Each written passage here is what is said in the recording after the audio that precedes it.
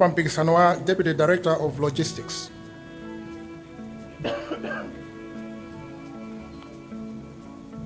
Komanso tapezamo ma ballot paper 6 pa mpikisano wa Deputy Director of Protocol. Mu ballot box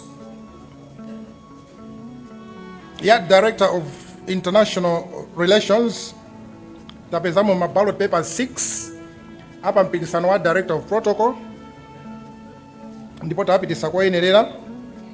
Komanso mu ballot box ya Vice President Center tinapezamo ma ballot papers okwana 6 apa mpikisano wa Secretary General, ndipo tapitisanso kuyenerera kuti akawagwiritse ntchito.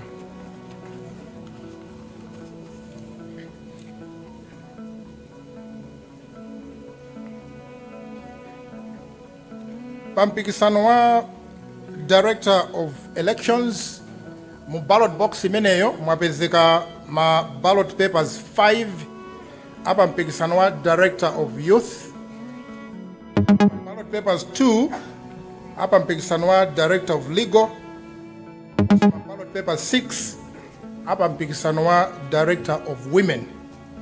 Amene wanso tapititsa kuyenerera.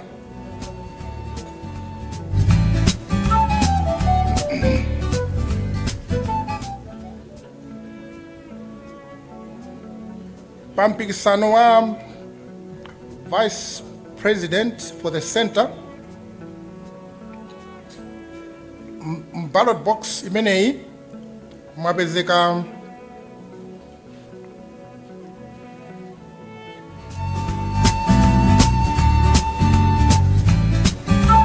ma ballot papers 26 apa mpikisano wa Vice President for the South, ndipo amene wanso tapitisa kuyenerera. Ndipo mu ballot box ya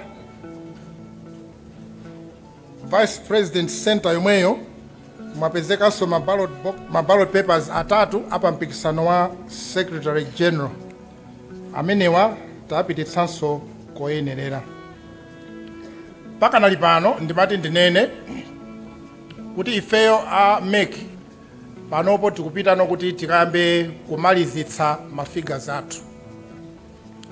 Ndiyeno tipempha akuluakulu amene ali mu organizing committee ya convention inoyo kuti atiuze kuti kodi tikamaliza ntchito yathu tiyenda bwanji, tipanga bwanji. Ndipo mmene iwo angatiuzire mutionanso tikubwera kuno. Koma pakanali pano timapemphabe kuti ma monitors onse abwerere m'malo mwawo kuti tikapange ntchito yomalizitsa, kuti ngati kungatheke tithe kulengeza zotsatira malinga ndi mmene angatiuzire a organizing committee. Ndi mawu amenewo ndimati ndithokoze kwa oyimirira a chair a convention